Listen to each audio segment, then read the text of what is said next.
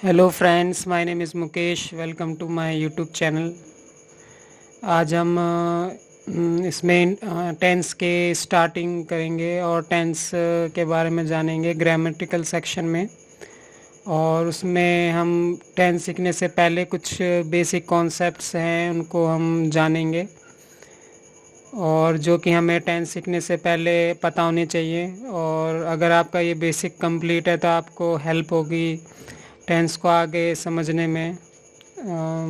तो चलिए स्टार्ट करते हैं। सबसे पहले हम जानते हैं कि व्हाट इज़ नाउन। नाउन क्या होता है? A noun is a kind of word that is usually the name of something such as a person, place, thing, quality और idea in English.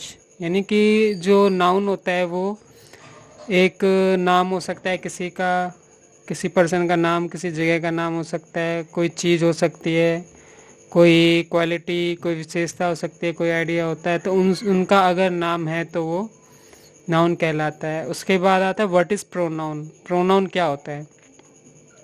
Which comes instead of noun that is called pronoun. For example, there are many type of pronoun in English, but we are going to learn here personal pronoun. बहुत तरीके के pronoun होते हैं, लेकिन हम सिर्फ यहाँ पे पर्सनल प्रोनाउन के बारे में ही पढ़ेंगे। तो चलिए हम जानते हैं पर्सनल प्रोनाउन। और ये जो पर्सनल प्रोनाउन मैं आपको बताने जा रहा हूँ, उसमें ये जब हम टेंस पढ़ेंगे तो उसी से रिलेटेड है, इसलिए हमें अभी फ़िलहाल ये इसके बारे में जानना ज़रूरी है। सबसे पहले आई यानी कि मैं, और ये हमारा सिंगुलर है। माई मतलब मेरा, मी मतलब मुझे, और वी यानी ये प्लूरल है, यानी कि एक से ज़्यादा लोगों के लिए वी का यूज़ होता है, जिसका मतलब होता है हम, आवर हमारा, अस हमें। और उसके बाद आता है यू, जो कि सिंगुलर और प्लूरल दोनों है, और इसका मतलब होता है तुम। योर मतलब तुम्हारा, यू मतलब तुम्हें। उसके बाद आता है ही, मतलब है, ये सिंगुलर है और लड़के के लिए यूज़ होता है। और हिज मतलब उसका, और हिम मतलब उसे, शी ये सिंगुलर है और गर्ल के लिए यूज़ होता है। हर उसकी, हर उसे। उसके बाद इट होता है नॉन लिविंग बीइंग के लिए यूज़ होता है, और छोटे कीड़े मकोड़े जो होते हैं उनके लिए यूज़ होता है, जैसे चींटी हो गई। और इट्स मतलब उसका, और इट मतलब उसे। उसके बाद दे प्लूरल होता है। एक से ज़्यादा अगर लड़के हैं, एक से ज़्यादा लड़की, एक से ज़्यादा चीज़ें, तो उनके लिए दे का हम यूज़ करेंगे, जिसका मतलब होता है वे। और देयर उनका, देम उन्हें। अब इसमें तीन चीज़ें हैं, तीन कैटेगरी में हम इसको डिवाइड कर सकते हैं, first person, second person, third person. तो आई आई और वी जो होता है वो फर्स्ट पर्सन होता है, यानी कि जो बोल रहा होता है वो फर्स्ट पर्सन होता है। उसके बाद सेकंड पर्सन जो सुन रहा होता है वो सेकंड पर्सन होता है, और थर्ड पर्सन जिसके बारे में बात हो रही होती है वो थर्ड पर्सन होता है।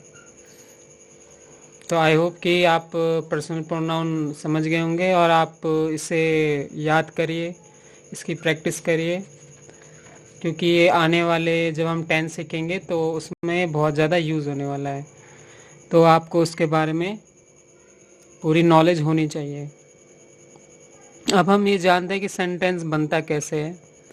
एक जो नॉर्मल टेंस का जो सेंटेंस होता है वो कैसे बनता है। सबसे पहले सब्जेक्ट आता है, उसके बाद वर्ब, उसके बाद ऑब्जेक्ट। वर्ब को हम दो पार्टों में डिवाइड करते हैं, हेल्पिंग वर्ब जो जैसे कि is, am, are, was verb, ये हमारी हेल्पिंग वर्ब हुई। मेन वर्ब जिसमें एक्शन होता है, जैसे प्ले खेलना, सी मतलब देखना, तो ये सब हमारा मेन वर्ब होता है। तो what is verb? There are two types of verb in English, helping verb and main verb, जैसा कि मैंने आपको बताया। तो चलिए थोड़ा बहुत हम मेन वर्ब के बारे में हम जानते हैं।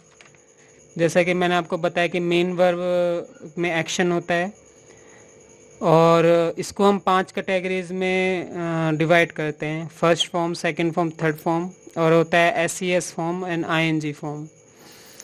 SES जो फॉर्म होता है जब हम प्रेजेंट सिंपल बनाते हैं तब हम उसमें इसका यूज़ करते हैं, जिसमें S या ES लगता है। तो हम कुछ एग्ज़ाम्पल लेते हैं और मेन वर्ब के कुछ एग्ज़ाम्पल देखते हैं जिससे आपको और क्लियर हो जाए। तो गो, वेंट, गॉन, और SES की फॉर्म हो गई गोस और ING की फॉर्म हो गई going. Do, did, done, does, doing. Write, wrote, written, writes, writing. Find, found, found, finds, finding. Look, looked, looked, looks, looking. Break, broke, broken, breaks, breaking. Watch, watched, watched, watches, watching.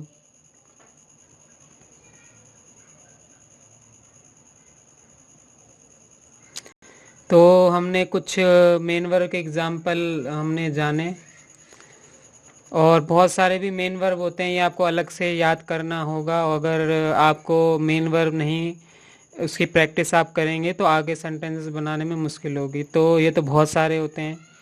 तो generally जो first form, second form और third form जो होती है, second और third form में ED जैसे लगता है, जैसे लुक, लुक्ड, लुक्ड होता है, और कुछ डिफरेंट भी हो सकता है, जैसे राइट, रोट, रोट होता है, या तीनों अलग अलग हो सकते हैं, डू, डिड, डन। तो ये आपको अलग से याद करना पड़ेगा, और ये बहुत ही, इसको याद करना बहुत ही इम्पोर्टेंट है जब आप सेंटेंस बनाते हैं।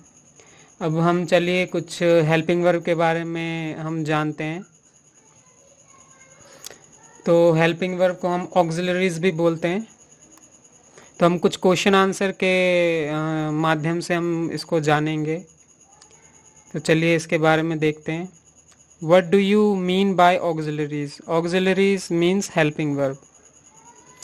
How many helping verb are there in English? There are 27 helping verb in English, और ऑक्सिलरीज हम बोल सकते हैं। How many categories are they divided? They are divided into 2 categories, primary helping verb and modal helping verb. How many primary helping verb are there in English? There are 14 helping verb in English, primary helping verb in English. And how many models helping verb in English? There are 13 model helping verbs in English.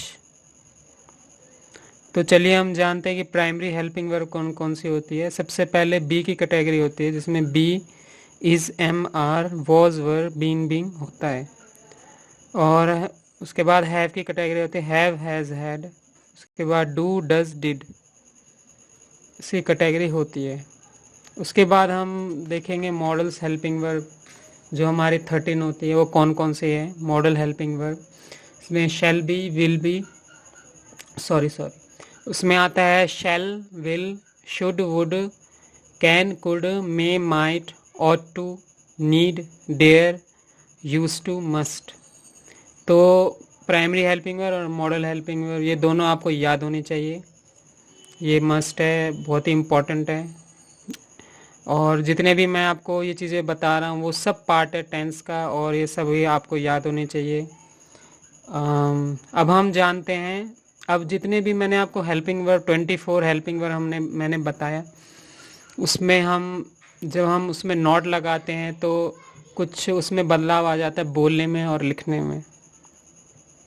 उसको हम short form में कैसे लिख सकते हैं, अब हम उसके बारे में जानेंगे। और ये 24 होते हैं, और आपको ये सब याद करना है, बहुत ही ज़्यादा इम्पोर्टेंट है। तो चलिए हम इसके बारे में देखते हैं। नेगेटिव सेंटेंस जब हम बनाते हैं तो हेल्पिंग वर्ब में जब नॉट लगता है तो कैसे होगा। सबसे पहले इज़ प्लस नॉट, तो क्या बनेगा, isn't. Am plus not, ain't. Are plus not, aren't. Was plus not, wasn't. Were plus not, weren't. Do plus not, don't. Does plus not, doesn't. Did plus not, didn't. Have plus not, haven't. Has plus not, hasn't. Had plus not, hadn't.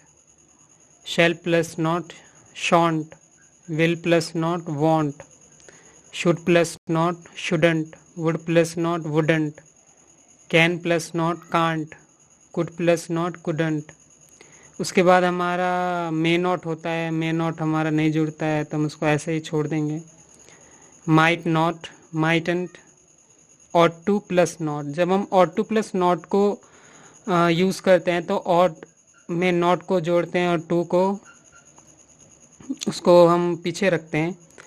तो अगर हम ought to plus not को हम जोड़ेंगे तो ऑडेंट to हो जाएगा। Need plus not needn't, और dare plus not daren't, use to plus not usen't to, must plus not मस्टेंट।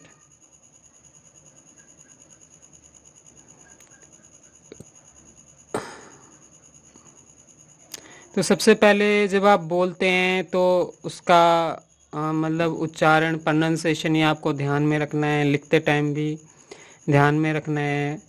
और इसमें बहुत कन्फ्यूज़न होती है, इसलिए इसकी आपको अच्छी प्रैक्टिस करनी होगी। फॉर एग्ज़ाम्पल मैं लेता हूँ विल प्लस नॉट, अगर हम लेते हैं तो वांट हो जाता है।